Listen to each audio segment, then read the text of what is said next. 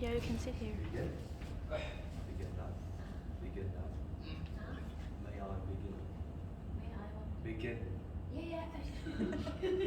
So, I'm a grade 9 student in Vin School Central Park. This means that next week is going to be my end of term exams.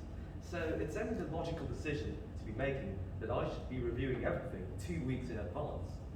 So I did that the last week. And on a Monday, I decided to sit down, look at my maths revision paper. I saw that I'm quite weak at geometry, so let's have a go at that.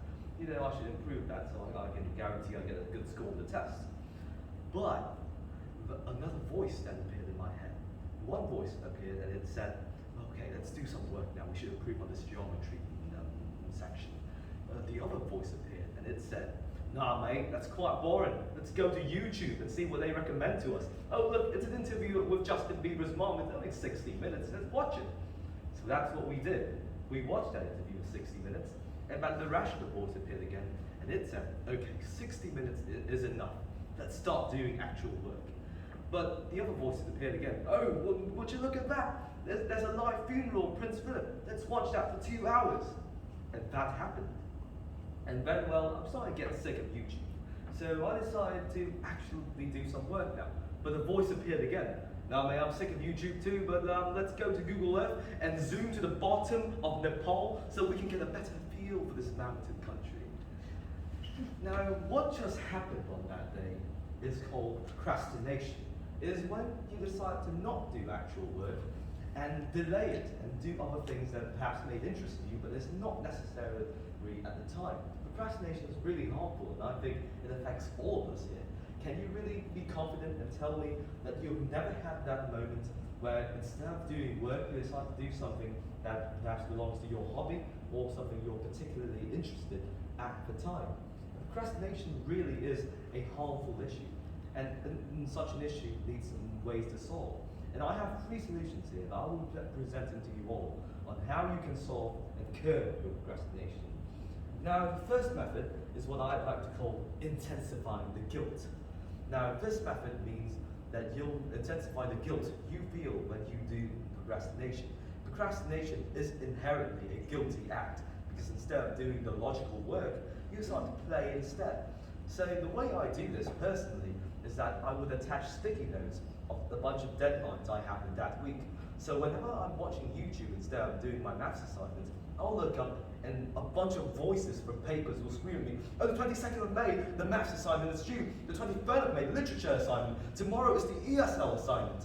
And all of that, all those deadlines, they'll come crashing into me. And I'll realize that I need to work now and work fast and efficiently.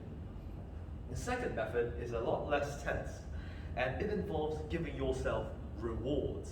Now, I usually procrastinate with my phone because I have a bunch of mobile games on it. So, the reward system works like this. I'll place my phone outside of the room, okay? And I'll negotiate with the illogical voice in my head. Okay, mate, now, if we do work for like 1 hour and we complete the work efficiently, well, I'll allow you to take the phone and play. And well, that voice will agree with me. And we'll start working. We'll start concentrating fully on the work so that we can finish it in 1 hour and get out and take the phone and play. This is a lot less tense and more rewarding, pun intended. And the last solution is a bit more complicated because it requires another person. This is what I call the guardian solution. Essentially, you're asking your parents or your roommate or your flatmate to barge into your room randomly and scold you if you're procrastinating and not doing work. Now, essentially, this creates a sense of insecurity and fear in yourself, because if you're not working, someone's going to barge into that room and scold you and say how you should be working. So you're pressured to concentrate fully until you're allowed leisure time. Now, to recap on all of that, the first solution is the guilt intensification process, which means that you'll intensify the guilt you feel when you are procrastinating. The second one is to reward yourself for not procrastinating. And the third one is to require a guardian to help you not procrastinate. Now, procrastination, as I said, is a very harmful issue. And it is an issue that we need to solve today. Well, maybe not today, perhaps tomorrow can work, but really, I'm serious. Solve it now. It's a waste of time. Thank you.